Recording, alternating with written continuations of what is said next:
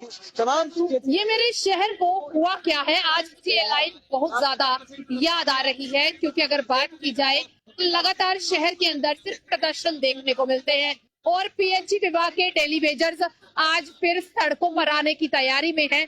72 घंटे की स्ट्राइक जो है वो अनाउंस कर दी गई है और हम लगातार देखते आए हैं कि किस तरीके से पीएचई विभाग जो है अपनी मांगों को लेकर कई सालों से प्रदर्शन कर रहा है।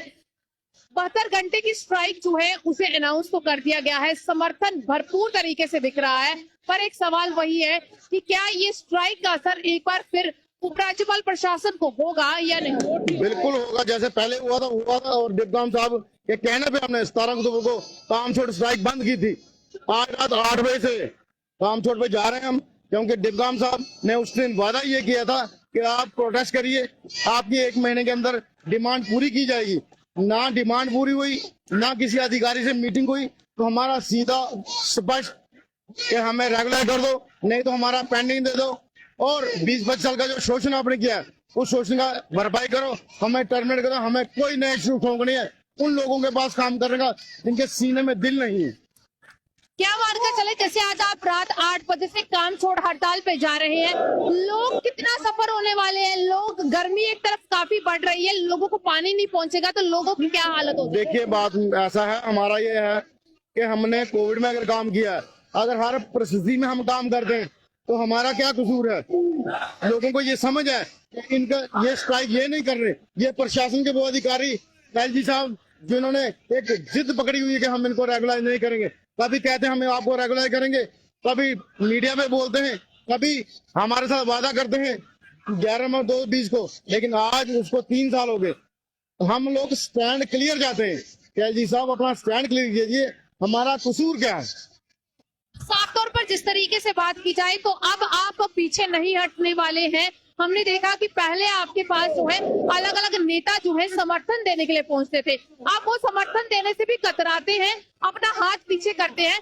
वो साफ तौर पर कहते हैं कि उपराज्यपाल जो है उनके नहीं है, अब हम क्या कर सकते हैं? देखिए मैडम, हमने इस स्टेज पे किसी पॉलिटिकल लीडर को नहीं आने दिया है। तो बाहर से कोई समर्थन करे अच्छी बात है, लेकिन ये नॉन पॉलिटिकल प्लेटफॉर्म है, सोशल ऑर्गेनाइजेशन यहाँ पे आई या एम्प्लॉइज की यूनियन यहाँ पे आई, लेकिन वो लोग वो किस मुंह से वादा करेंगे?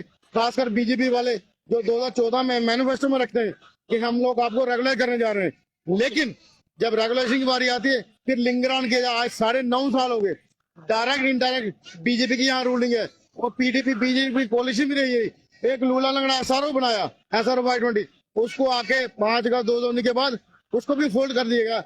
आप बताइए, गरीब को रोटी ना मिले, लेकिन स्मार्ट सीट मीटर लगेंगे, स्मार्ट सिटी बनेगी, टोल टैक्स बढ़ाए जाएंगे, उसके बाद प्रॉपर्टी टैक्स लगेगा। हम कहाँ से देंगे? हम बच्चों को अगर 9,000 में खाना नहीं खिला सकते तो हम ये टैक्स कहाँ से देंगे? हमारी गर्दन भी काटी जा रही है, हमारी जेब भी काटी जा रही है।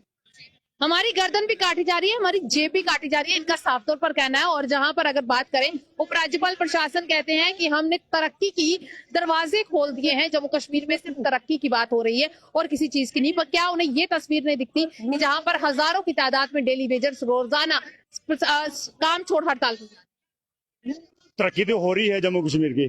एक तो आप ये देख रहे हैं जो 8 महीने से एजुकेशन पे जा रहे हैं, चल रहे हैं एजुकेशन से, और तरक्की ये भी है कि डेली वीर है जो इनके बच्चे जो भूखे हैं एजुकेशन से बेताब रह रहे हैं, ये भी तरक्की है। दूसरे जो पीएम पैकेज वाले हैं वो भी धरना प्रदर्शन करते हैं, वो भी तरक्की है जम्मू कश्मीर की। और जो स्टूडेंट आए हैं बाहर वो भी तरक्की है। मेरे ख्याल इनकी अपनी तरक्की हो रही है, बाकी जम्मू कश्मीर की जनता की किसी की तरक्की नहीं हो रही है। डेली बिल को 9,000 रुपये मिलता है, पानी का टैक्स दे दो, पानी का बिल दे दो, बिजली का बिल दे दो। अभी मैं कल परसों किसी से सुन रहा था जो आपने पैन कार्ड बना, गलती कर दी हमने, पैन कार्ड बनाकर पैन कार्ड बनाया, आधार कार्ड से लिंक करना है, 1,000 रुपये लगना है। तो अगर वो 4 बने होंगे तो 4,000 रुपये गया, मात्र पीछे हमें 6,000 रुपये बचा है। तो आगे अप्रैल महीना आ रहा है, अप्रैल महीने बच्चों की एडमिशन भी करवानी है और खाना भी खाना है। महंगाई की भी तरक्की हो रही है जम्मू कश्मीर में, और आप देख रहे हैं तरक्की जो एलजी प्रशासन है उनकी हो रही होगी। एक एमएलए की तनख्वाह 80,000 रुपये 14 में होती थी, आज 1.5 लाख से ऊपर हो गई है, उनकी अपनी तरक्की हो रही है। मगर डेली फिर वही का वही है, झूठे आश्वासन दिए जाते हैं इनको। कोरोना काल में बंधुआ मजदूरी की तरह काम किया, खुद ये जितने बड़े बड़े अफसर थे वो कमरों में बंद थे, हम वही पानी इनको घर में पिलाते थे, 5-5, 6-6 बार हाथ धोते थे। जब पीएचई का डेली बिल ही इनके घरों में पानी पिलाता था, चाहे वो टैंकर के जरिए, पाइपों के जरिए या कोई और साधन के जरिए इनके घरों में। आज इनकी कोठियों में जो डेली बिल काम कर रहे हैं वो भी डेली बिल है, वो भी वही के वही है। तरक्की इनकी अपनी हो रही है, जो मजदूर तबके का है उसकी कोई तरक्की नहीं हो रही है। जे मैं पीछे ने दिल्ली में भी एक न्यूज सुन रहा था कि जम्मू कश्मीर विकास की राह पे चल रहा है। ये विकास की राह पे है, ऐसा हमारे बुजुर्ग भी, माँ मेरी भी कहती है कि जम्मू कश्मीर में ऐसा कभी नहीं हुआ है कि इतने लोग सड़कों पे उतरते थे, जहाँ इतनी परेशानी लोगों को आती थी। हमारे जो हमारा भाई था, मामा जी थे, वो भी डेली भी लगे थे, पता नहीं 84 में, 85 में, 94 में 7-8 साल के बाद परमानेंट हो गए थे। हम भी उसी आधार पे सोचते थे भी 7 साल के बाद परमानेंट हो गए। मगर इन जो गवर्नमेंट है, एलजी प्रशासन ने डीडीसी इलेक्शन से पहले हमारे साथ वादा किया था। डिवीजन कमिश्नर रमेश चंद्र जी ने हमें 4 महीने पहले वादा किया था कि आप काम करो तो आपकी पॉलिसी बन जाएगी, एजुकेशन बेशक चलाते रहो। उसी के कारण आज 72 घंटे की काम शुरू हड़ताल पे जा रहे हैं। इसकी परेशानी जम्मू वासियों को होनी है, ना ही और किसी को होनी है। जब परेशान डेली बिल जाएगा, हमारे भाई बहन है जम्मू कश्मीर के वासी, हम नहीं चाहते उनको परेशानी करिए, मगर लिहाजा हमारे बच्चों की थाली में खाना नहीं है। हम एलजी साहब को कहते हैं कि SRO चोन के तहत हमें रेगुलर पार्टी दी जाए। हर 30-31 को हमारा साथी रोते हुए घर में जाता है। बराबर का काम करते हैं हम, जो परमानेंट मुलाजिम के बराबर, वो 80,000 रुपये तनख्वाह लेता है, मात्र हम 9,000 रुपये तनख्वाह लेते हैं। ये तरक्की हो रही है हमारे साथ, ये तरक्की हो रही है, आप खुद जानते हैं। जय हिंद, जय भारत। की बात तो हो गई, हमने देखा बजट पेश हुआ है जम्मू कश्मीर का। इस बजट के अंदर करोड़ों रुपया दिया गया, पर डेली वेजर्स की बात नहीं हुई है। देखो मैडम जी, जो बजट की बात कर रहे हो आप ना, वो सेंटर से मोदी साहब बहुत पैसा दे रहे हैं देने को। JNK स्टेट को हमको इतना पैसे दे रहे हैं कि जितना ये मांगे दे रहे हैं, वो पैसे की कमी नहीं कर रहे हैं, मगर इनकी नीयत अच्छी नहीं है। तो जब ये PHE डिपार्टमेंट बना था 1966 में, तब जो भी आदमी लगता था 7 साल दिल्ली में रहता था, 7 साल के बाद SRO छोड़ के उन्हें परमानेंट की करते थे। मगर 1994 के बाद इन्होंने जो 7 साल का मुद्दा है वो भी बंद कर दिया, परमानेंट करना बंद कर दिया। और मेरी यही एलजी साहब से यही अपील रहेगी कि जनाब, ये जम्मू जो है ना, ये एक देवी देवताओं की धरती है। अगर अब आपको लग नहीं रहा है जम्मू प्रदर्शनों का शहर बन गया? प्रदर्शनों का शहर जब ये गवर्नर साहब आए हैं तब का हुआ है। मैं गवर्नर साहब से यही, आपकी बात पे आ रहा हूँ, मैं गवर्नर साहब से यही अपील करता हूँ कि अगर आप काम करना चाहते हो, कर सकते हो, तो इस चेयर पे बैठो, नहीं तो पाक के बागी मत बनो सर। ये मेरे हाथ जोड़ के आपके आगे रिक्वेस्ट है कि जो जम्मू कश्मीर की ऐसी धरती है जो एक एक पैसे का हिसाब देना पड़ेगा आपको ऊपर वाले को। जहाँ के लोग, किसी की जरूरत नहीं है, ना कोई एडमिनिस्ट्रेटर जो आपका हिसाब लेगी, मगर ऊपर वाला जरूर लेगा। मैं यही अपील करूंगा। 2 ही चेहरे हमारी JNK की ऐसे हैं, एक वो हम माननीय गवर्नर साहब, दूसरे जो हमारे डॉक्टर जितेंद्र सिंह जी हैं जो चेयर पे बैठे हैं। 2 ही ऐसी चेहरे हैं जो हमारा मुद्दा हमारा मुद्दा जो वो हल कर सकते हैं। मैं दोनों के आगे यही अपील करूंगा कि अगर आप मुद्दा हल कर सकते हो, इन डेली वेजरों का, इन लोगों का कर सकते हो, तो ऑल द बेस्ट करिए इमीडिएटली। नहीं कर सकते हो, हमारी यही अपील है कि आपको अपनी चेयर से रिजाइन देना चाहिए। ये बात कर रहे हैं कि रिजाइन दे देना चाहिए। मैंने कहा कि बजट जो है वो भी पेश हो गया जम्मू कश्मीर का, डेली वेजर्स को उसमें भी पूछा नहीं गया। बजट में बड़ी सारी चीजें बताई जा रही है कि हमने लाखों करोड़ों रुपए का बजट दे दिया है, जम्मू कश्मीर में तरक्की के रास्ते खोल दिए। भाई कौन सी तरक्की के रास्ते जहाँ पर लोग जो है सड़कों पर?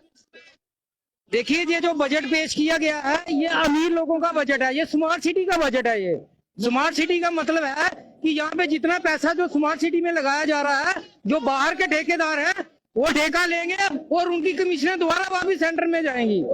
ये गरीब लोगों का बजट नहीं है।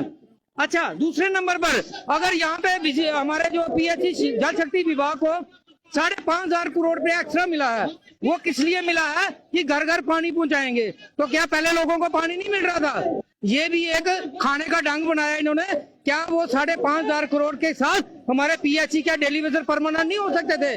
क्या उनका बकाया वेतन नहीं दिया जा सकता था?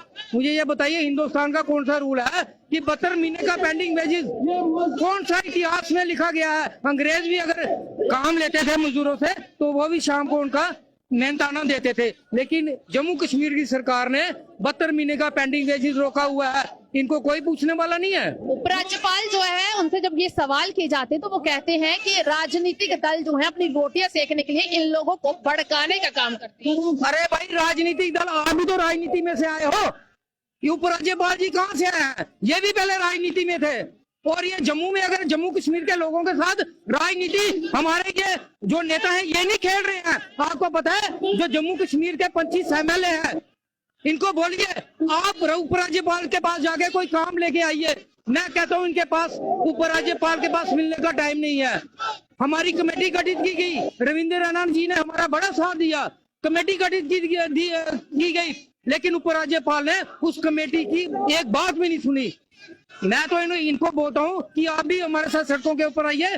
जम्मू के लोग अब यही चाहते हैं कि अगर आप लोगों की सुनी नहीं जा रही है, आप कहाँ की MLA, कहाँ की बीजेपी सरकार? यहाँ पे तो LG की सरकार है, यहाँ पे तो बड़े बड़े IAS अफसरों की सरकार है। आप तो बोलते हो कि हमारी बड़ी सुनवाई है, सेंटर में आपको वहाँ पे सुनते नहीं है। सेंटर में जाते हैं तो वो बोलते हैं जाओ जाके उपराज्यपाल जी से मिलिए। उपराज्यपाल आपको टाइम ही नहीं देते हैं।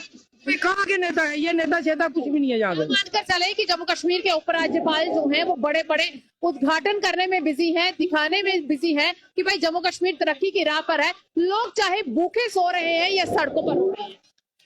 तरक्की की राह तो आप ये देख रहे हैं, ये जो यहाँ पे अपना किश्तवाड़ से लेके पुंछ तक, पुंछ से लेके अपने लखनपुर तक, ये लोग यहाँ पे किराया खर्च के आए हैं। किस लिए आए? ये लोग दुखी है। तो मुझे बताइए कहाँ की तरक्की, कहाँ के उद्घाटन? ये उद्घाटन तो खाली कमीशनों के उद्घाटन है। बड़े बड़े प्रोजेक्टों में करोड़ों रुपए की कमीशन है। अगर डेली वेजर को पक्का करते हैं, इसमें तो कोई कमीशन ही मिलेगी लोगों को। इसलिए ये हमारी बात सुनते नहीं है। आगे क्या रणनीति रहेगी? 72 घंटे के बाद क्या ये स्ट्राइक बढ़ा दी जाएगी? क्या जम्मू वासियों को पानी के लिए तरसना पड़ेगा?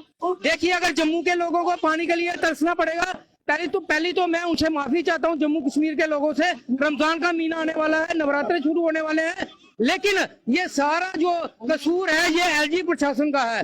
क्यों नहीं हमारे से बात करते? डीपका साहब ने हमारे से 1 महीने का टाइम मांगा, उन्होंने हमारे सारे डॉक्यूमेंट लिए और उन्होंने शायद कमिश्नर से भी मिले होंगे, लेकिन उनकी बात भी नहीं सुनी गई। ये डंडे वाली सरकार है, लेकिन डंडा ये जितना मर्जी चलाए, जम्मू के लोगों को, ये डोगरे हैं ना, इनको अपना हक लेना आता है। अगर ये महाराजा हरि सिंह की छुट्टी ली है ना, तो उस महाराजा हरि सिंह की छुट्टी में ये 60,000 हमारे डेली वेजरों का भी योगदान है। हम भी उनके साथ सड़कों पे उतरे थे। तो आने वाले टाइम में ये जम्मू के लोगों के ऊपर जितने मर्जी प्रॉपर्टी टैक्स लगा ले, ये मुझे बताइए प्रॉपर्टी टैक्स किसके ऊपर? ये डेली वेजर 9,000 ले रहा है, ये कहाँ से प्रॉपर्टी टैक्स देगा? अगर जम्मू में बिजली का बिल बढ़ेगा, ये कहाँ से वहाँ अपना किराया देगा? मुझे ये बताइए। लानत ऐसी सरकार के ऊपर। पहले इनको पक्का तो कीजिए, फिर टैक्स लगाइए आप लोग। हम टैक्स देने के लिए तैयार हैं।